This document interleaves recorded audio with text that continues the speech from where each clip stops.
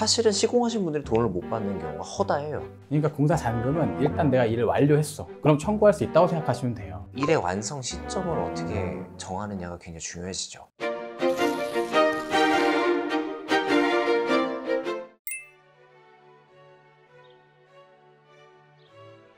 그러니까 우리가 하나 구분을 해야 되는 게 업체가 턴키 업체만 말하는 게 아닐까요? 턴키라는 거는 인테리어 공사 전부 전체적으로 해주시는 분들을 말씀하시는 거고, 그 외에 각각의 시공을 하시는 분들도 다 업체예요. 근데 이분들도 돈 문제가 발생을 했을 때 사실은 시공하신 분들이 돈을 못 받는 경우가 허다해요. 근데 그분들은 오히려 더 문제가 큰 게 돈이 너무 작으니까 법적인 어떤 테두리 안에 있지만 절차를 하기에는 그 비용이 따라주지 않는 경우가 더 많죠. 그래서 그냥 못 받은 셈 치자 하고 넘어가다 못해서 도저히 안 되겠다 싶어서 이제 연락하시는 분들이 오히려 많아요. 그래서 인테리어 사기라는 어떤 그 사건을 전체적으로 봤을 때 피해자는 소비자와 하도급을 받는 그 업자분들이라고도 무방해요. 이런 걸 하다 보면 소액이다 보니까 공사 잔금은 우리 민법에 보면 665조 1항이라는 조항이 있어요. 거기 보면 일은 먼저 완성해야 돼요. 일은 다 하면 그때는 이제 잔금을 청구할 수 있게 되는데, 근데 잔금을 청구하는 것도 사실은 시점이 좀 애매하기도 해요. 어떤 계약서에는 도급인이 검사를 다 완료하면 그때 이제 잔금을 받을 수 있다, 이런 식으로 쓰기도 하거든요. 근데 우리 판례는 이런 경우에도 만약에 도급인이라는 사람, 집주인이 검사를 일부러 차일피일 미루고 일부러 좀 검사 안 해줘, 돈 안 주려고, 그렇게 하더라도 이거는 검사를 한 거랑 다름없이 볼 수 있다는 판례도 있어요.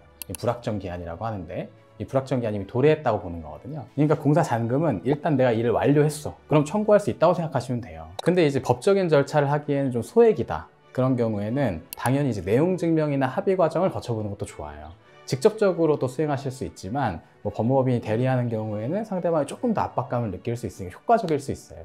그거 말고는 사실은 소송 전에 보전 처분도 할 수 있어요. 상대방이 돈을 줄지 안 줄지 모르니까 가압류라는 제도를 활용해서 통장을 묶거나 그 사람의 다른 재산이 있으면 일단 처분하지 못하게 묶는 거, 이렇게 하면 상대방도 압박감을 느끼니까 임의로 변제를 할 수 있는 기회가 생기기도 하거든요. 그런 식으로 조금 소송으로 돌입하지 않아도 일단 돈 받을 수 있는 걸 좀. 저희 나름대로 이거 엄청 고민을 많이 한 거예요. 왜냐면 금액이 어느 이상이 안 되면 수익률을 싸게 하는데 한계가 있으면 어떻게 되냐, 그래서 서비스를 최소한으로 만드는 거를 고민한 끝에 만든 게 이거예요. 내용증을 보내고 우리가 합의해주자. 왜냐면 한 절반 정도는 해결돼요. 좀 가성비가 좋은 나름의 해결책이다.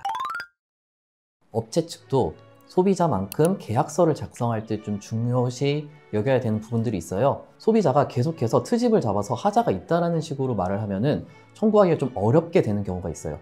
그렇기 때문에 계약서에도 하자를 보수 청구할 수 있는 기한을 두는 것도 한 가지 방법이에요. 소비자가 잔금을 지급하는 의무랑 또 업체가 공사를 하자 보수를 해주는 그 의무가 동시 이행 관계가 있거든요. 원칙적으로 도급은 선이행을 해야 되거든요. 도급의 경우 특이하게 일을 먼저 완성시켜야 돼요. 그래서 이 문제가 중요한 겁니다. 그러니까 하자가 발생했을 때 동시행이 된다는 뜻은 업체가 먼저 해주지 않아도 된다는 뜻이 되거니와 역으로 업체가 돈을 받을 때 일을 완성해도 못 받을 수도 있다는 의미가 되기 때문에, 그래서 공사 현장이 어떤 특징을 가지고 있느냐, 그 공기가 어느 정도 되느냐, 그리고 사실 공사 가액이 어느 정도 되느냐, 지체 상금이 얼마가 되느냐를 고려해서 일의 완성 시점을 어떻게 정하느냐가 굉장히 중요해지죠.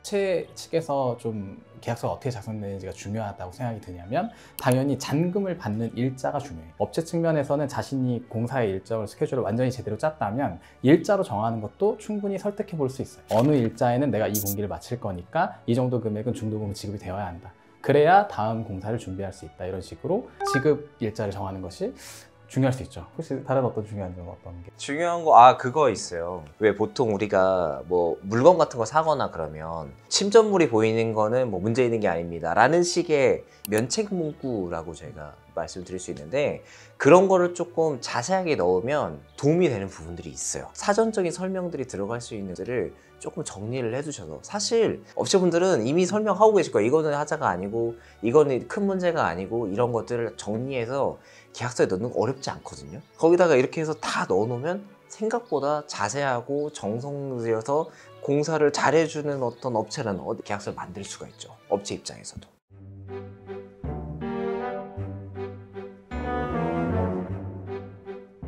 인테리어 부동산 민사 저희가 해결해 드립니다. 하고제비 채널 구독. 좋아요, 알림 설정. 진짜 쉽지 않네 이거. 아니 근데 이거 몇 번 했는데 왜 안 되냐? 셋이니까 더 어려운 것 같아요. 쉽지 않아.